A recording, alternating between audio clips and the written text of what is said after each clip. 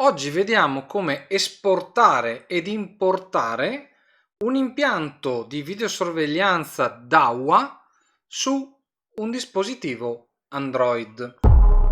Questo perché? Perché qualche giorno fa ne ho parlato con un cliente che mi diceva Davide, io non ho i dati di accesso del videoregistratore. Sono della convinzione che il cliente debba necessariamente avere questi dati ed averli salvati, perché devono essere nella sua disponibilità appunto del cliente e salvati in un luogo sicuro.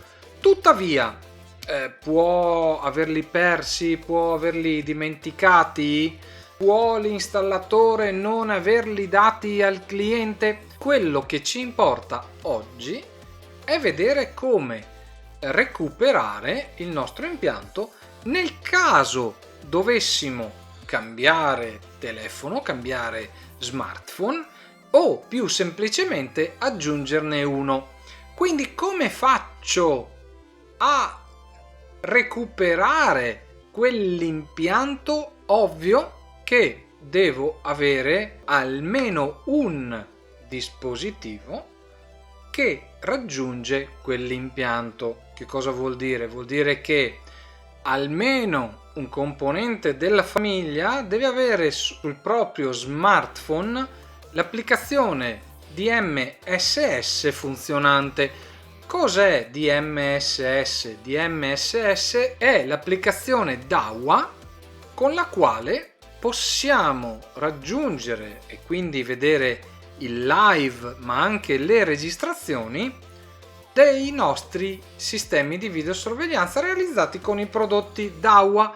Infatti DMSS significa DAWA Mobile Security Surveillance. Buttiamo via, cancelliamo, disinstalliamo le applicazioni obsolete che possono essere il GDMSS Lite, il GDMSS Pro.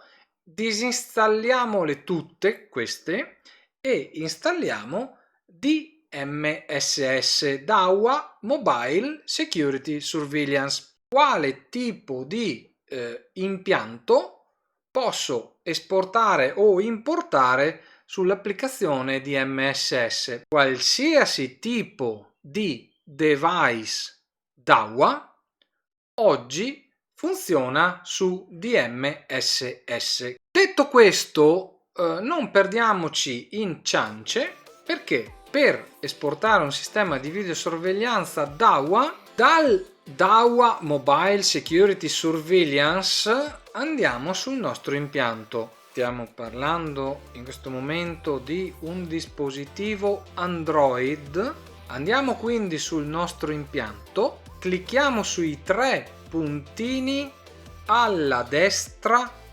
del nostro impianto e vedremo che ci si apre una finestra di pop-up che ci chiede esporta dispositivo o dettagli dispositivo. A questo punto abbiamo due strade percorribili, perché se andiamo su dettagli dispositivo e poi clicchiamo sul pennino in alto a destra, vedremo esattamente come è stato importato, come è stato acquisito quel device sull'applicazione.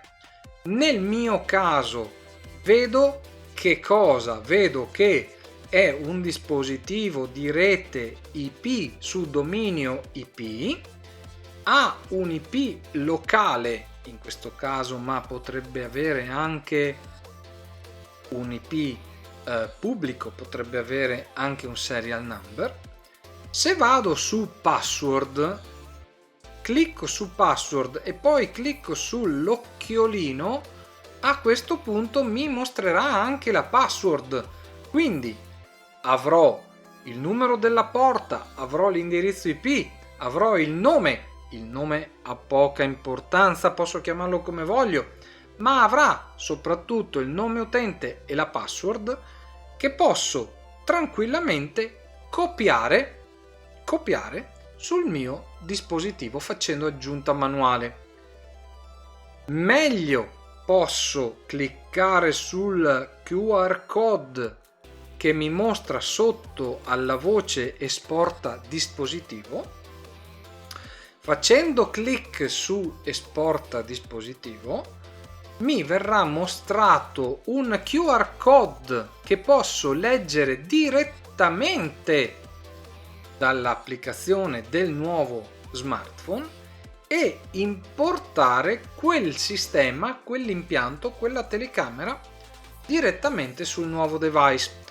Attenzione, l'importazione tramite QR code non mi chiederà nulla, nessun nome utente e nessuna password.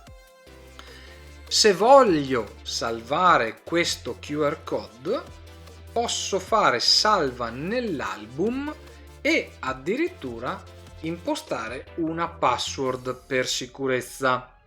Qui è finita l'esportazione. Poc'anzi ti ho detto ho davanti due strade perché cliccando sui tre puntini a destra del mio impianto mi viene proposto esporta dispositivi o dettagli dispositivi. Siamo prima entrati in dettagli dispositivi.